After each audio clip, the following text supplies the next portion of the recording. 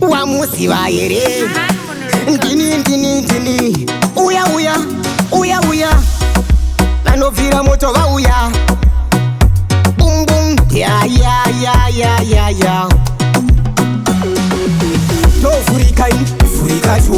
tovhurikai vhurika tione amai mwana wenyu uyo akavhurika ungatenge kokomshopu woiona yakavhurika tovhurikai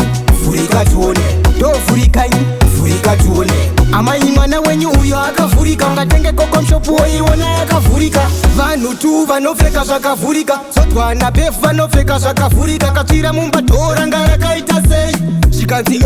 ranga rakavhurika mwana wamaisemu ane njere dzakavhurika mwana wamaidhorika negumbo rakavhunika nenyaya yekurorwa endewo pabarika maiwekani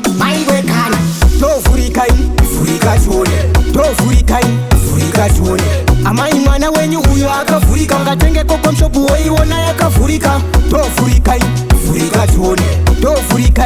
vhurika tione amai mwana wenyu uyo akavhurika ungatenge kokomshopu woiona yakavhurika vamwe vacho vari kuvhura vhurivhura ndavauza vanhu mvura vachifunga kuti zvisu tichanyura ndopananguzangudza kuti dai vavhura vasati vamanyira kuti tisu takatanga kuvavhura tisati tavasiya vachichemera ndovhurika ivi tovhurikai vhurika tione amai mwana wenyu uyo akavhurika ungatenge kokomshopu woiona yakavhurika tovhurikai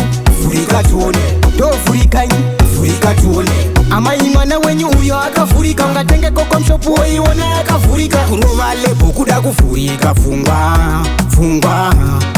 kurova suka kuda kuvhurika pfungwa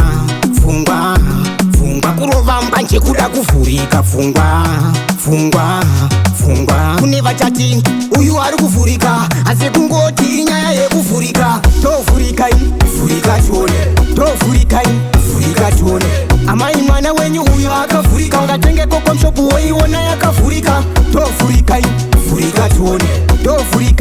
vhurika tione amai mwana wenyu uyo akavhurika ungatenge kokomshopu woiona yakavhurika